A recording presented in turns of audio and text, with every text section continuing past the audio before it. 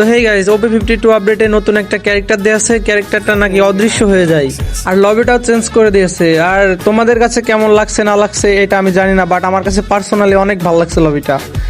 তো চলো বেশি কথা না বাড়েই আমরা নতুন ক্যারেক্টার দিয়ে একটা ম্যাচ খেলে আসি, দেখা যাক কিরকম অদৃশ্য হয়ে যায় ক্যারেক্টার। তো লন অফ স্টার দিয়ে দিলাম, দেখা যাক নতুন ক্যারেক্টারটা কিরকম কাজ করে। তো চলো ফাইনালি আমরা ম্যাচে চলে আসছি। আসার পরে দেখতে পাচ্ছ আমি হালকা পাতলা ইমোট দিতেছিলাম, দেখা যাক ওই কি কেনে, ডিজার্ট এগাল কিনছে। তো গাইস চলো প্রথম রাউন্ডটা আমরা মারবো না, আমরা ক্যারেক্টার স্কিলটা শুধু চেক করব। এখানে রাউন্ড শুরু হয়ে গেছে, রাউন্ড শুরু হওয়ার সাথে সাথে আমি ক্যারেক্টার স্কিলে চাপ দিলাম। ও ভাই চাপ কি ক্যারেক্টার দিচ্ছে গ্যারি নাই। ও ভাই কিন্তু আমি এখানে ফায়ার দিতেছি, ফায়ারে কাজ করতেছে না। দেখতে পাচ্ছ আমি ফায়ার দেওয়ার চেষ্টা করতেছি, ফায়ার দিয়ে কাজ করতেছে না। ও ভাই দেখতে পাচ্ছ আমার সামনে যে এনিমিটা ছিল, এনিমিটাও কিন্তু আমার ওই ক্যারেক্টারটা নতুন ক্যারেক্টারটা ইউজ করছে।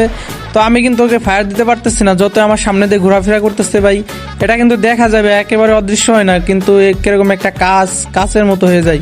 কিন্তু আমি ফায়ার দেওয়ার চেষ্টা করতেছি, ফায়ার লাগতেছে না। তো দেখা যাক মারতে পারে নাকি। আরে একটা ড্যামেজ দিছিলাম, একটা ড্যামেজ দিছি কিন্তু কাজ হয় নাই। তো ওই সাইড দিয়ে আমি ঘুরে যাই দেখে মারতে পারে নাকি।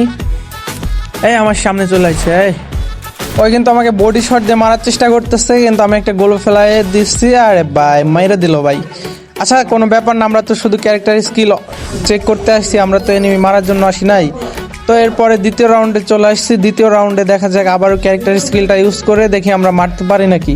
ক্যারেক্টার স্কিল ইউজ করবো আর ওর সামনে দিয়ে মুভমেন্ট দেবো, এবার দেখা যাক ও আমাদেরকে মারতে পারে নাকি। আর এই যে ক্যারেক্টার স্কিলটা অন করে দিয়েছি ভাই, এটা দেওয়ার সাথে সাথে কিন্তু কিরকম একটা জোনের মতো একটা ইয়ে চলে আসে। তো আমি কিন্তু আমাকে আবারও মেরে দিল বডি শট দিয়ে। আচ্ছা কোনো ব্যাপার না, দেখা যাক তৃতীয় রাউন্ডে কি করতে পারি আমরা। এখানে দেখতে দেখতে তৃতীয় রাউন্ডে চলে আসছে। এবার কিন্তু আমার গান কেনার, এবার আমি একটা M87 মানে 2 শুটার কিনবো, 2 বিসি যেটাকে বলা হয়।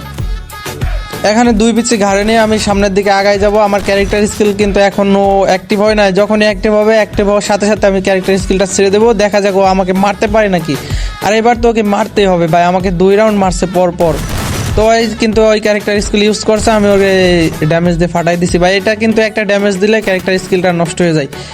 তো দেখা যাক এবার কি মারতে পারে নাকি। গাইস তোমাদের কি মনে হয় এবার মারতে পারবো? তো আমি কিন্তু ক্যারেক্টার স্কিলটা অন করে দিছি যাতে আমাকে না দেখতে পারে ভাই, দেখলেও মারতে পারবে না, গতরে ফায়ার লক করতে পারবে না শরীরে। এদিকে আমার ক্যারেক্টার স্কিলটা অফ করে সামনে দেখি এনিমিটাকে আমি একটু কভারে যায়, সামনে একটা ফায়ার দেই। ও ভাই দেওয়ার সাথে মেরে দিচ্ছি ভাই। তোমাদের ভাই এতটা বট না যে এইসব প্লেয়ারের কাছে মারা খাবে। কিরে ভাই গেম থেকে ব্যাক দিচ্ছে ভাই, এটা কোনো কথা ভাই? সাব গেম থেকে ব্যাক দিল। আচ্ছা যাই হোক বাদ দাও, ওই মনে হয় ভয় পাইছে। গাইস তোমাদের কাছে ক্যারেক্টারটা কেমন লাগছে? পার্সোনালি আমার কাছে কিন্তু অনেকই ভালো লাগছে। আর গেমটাকে কিন্তু আনব্যালেন্স করার জন্য এই একটা ক্যারেক্টারই যথেষ্ট। তো গাইস ভিডিওটা কেমন লাগছে তোমরা কমেন্ট বক্সে বলে যাও। আর এরকম ভিডিও যদি চাও তাহলে আমার চ্যানেলটাকে সাবস্ক্রাইব করে পাশে থাকো।